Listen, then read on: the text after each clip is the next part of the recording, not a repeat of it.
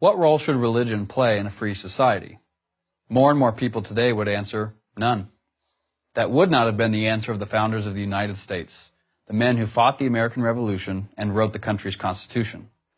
To them, the issue of religion and freedom were inextricably linked. You couldn't have freedom without religion. In fact, the political philosophy of the founders necessitated a divine foundation.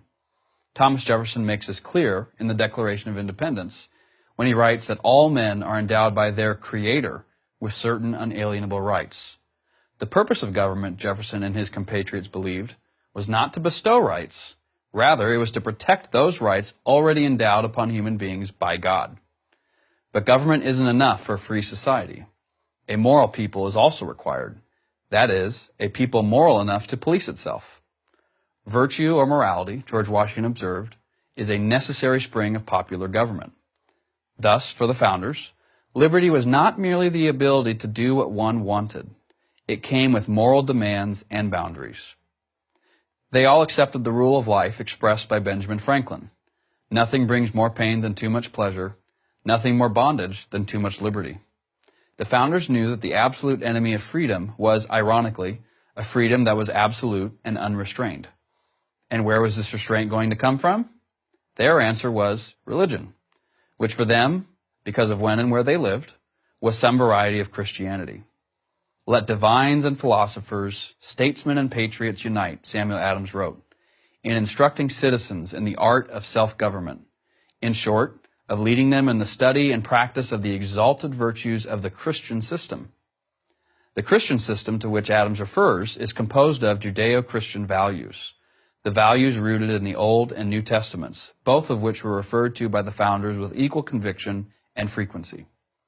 Jefferson, yes, the very same Thomas Jefferson who is so often portrayed as anti-religious, confirmed this sentiment in his notes on the state of Virginia, when he asked, "Can the liberties of a nation be thought secure when we have removed their only firm basis, a conviction in the minds of the people that these liberties are the gift of God, and that they are not to be violated but with his wrath?" James Madison likewise affirmed the essential connection between religion and morality. The belief in a God all-powerful, wise, and good is essential to the moral order of the world and to the happiness of man. John Adams believed that the doctrine of a supreme, intelligent, wise, almighty sovereign of the universe, a doctrine he credited to Judaism, was the great essential principle of all morality and consequently of all civilization. And he applied this thinking specifically to the new nation he helped to create. Our Constitution, he said, was made only for a moral and religious people. It is wholly inadequate to the government of any other. As president, he replied to a letter from university students in a way that would surprise many today. Science, liberty, and religion have an inseparable union. Without their joint influence, no society can be great, flourishing, or happy. Meanwhile, another founder, Alexander Hamilton, looked at the French Revolution and saw something much different. That revolution, unlike the American Revolution, had devolved into violence and chaos. Hamilton believed he understood why. The anti-religious force it unleashed, he wrote, annihilates the foundations of social order and true liberty, confounds all moral distinctions, and substitutes for the mild and beneficent religion of the gospel a gloomy, persecuting, and desolating atheism.